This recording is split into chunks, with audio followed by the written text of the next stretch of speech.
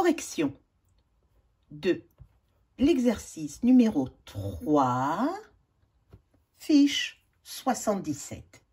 Juste une mini vidéo, juste pour corriger ceci, pour réexpliquer le calcul en ligne des grands nombres,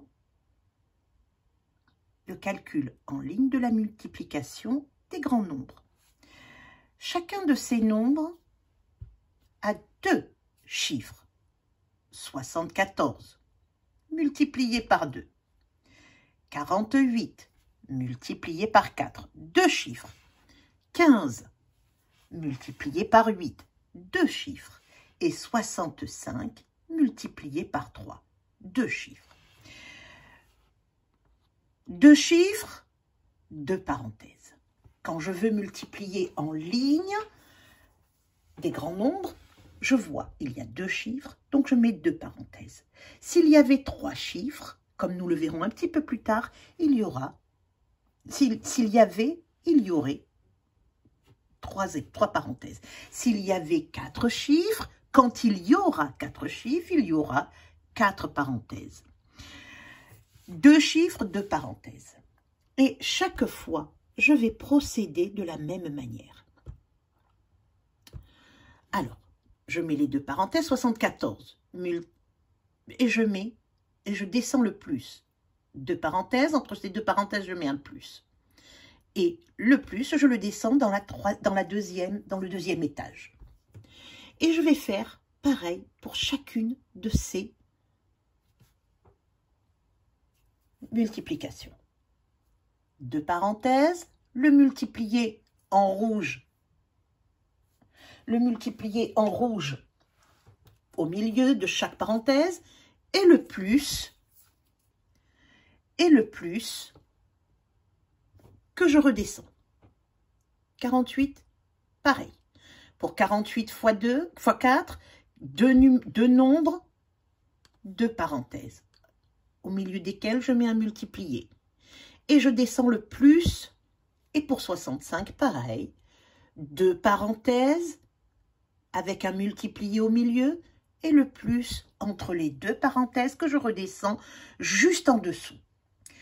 Quand je fais ces parenthèses, je laisse suffisamment de place entre chaque parenthèse, dans les parenthèses, pour pouvoir écrire véritablement sans avoir besoin de faire des gribouillages. Il faut que les calculs soient clairs pour que je ne me trompe pas. Une fois que j'ai mes calculs, que j'ai ma trame du calcul, c'est-à-dire les parenthèses, eh bien, je regarde. Par quoi je dois le multiplier, ce 74 par 2 74. Je dois le multiplier par 2. Eh bien, si je le multiplie par 2, dans ces deux parenthèses, je vais mettre ce 2 dans le deuxième membre de chacune des parenthèses. Pareil pour ici. C'est le 8. Je vais le reporter dans le deuxième membre de chacune des parenthèses. Multiplié par 2, il est en deuxième position, et bien dans chaque parenthèse, il va être dans la deuxième position, en deuxième position. 48 fois 4. Fois 4 est en deuxième position. Je vais le mettre en deuxième position dans chacune de ces deux parenthèses. 65 fois 3. Fois 3 est en deuxième position. Eh bien, je vais le mettre dans la deuxième position de chacune des parenthèses. Maintenant, je vais prendre le nombre lui-même que je dois multiplier et je vais le décomposer. 74, c'est 70, 4 et 4, 74, 70 plus 4. Et donc, je vais avoir à me retrouver à calculer le 70 fois 2 et le 4 fois 2. C'est-à-dire que je vais décomposer, c'est un trop grand nombre à multiplier par 2. Donc, je vais décomposer, je vais faire 70 fois 2 plus 4 fois 2. Je vais au 15. 15, c'est quoi? 15 fois 8, c'est 10 fois 8 plus 5 fois 8. 10 fois 8 plus 5 fois 8. Je décompose le nombre pour me faciliter le calcul. 48 fois 4. 48 fois 4, c'est comme si j'avais 40 fois 4 plus 8 fois 4. 65 fois 3, c'est 60 fois 3 plus 5 fois 3. Eh bien, à partir de maintenant, ça y est, j'ai préparé toutes mes multiplications. Eh bien, maintenant, je peux les calculer sans aucun souci. Donc, 70 fois 2. Et je vais descendre le calcul. Je descends ici le calcul. 70 fois 2, c'est comme si j'avais 7 fois 2. 7 fois 2, 14. Mais c'est pas 7 fois 2, 14. C'est 70 fois 2. Donc, ça va faire 140. Donc, et 4 fois 2, 4 fois 2, c'est 4 et 4.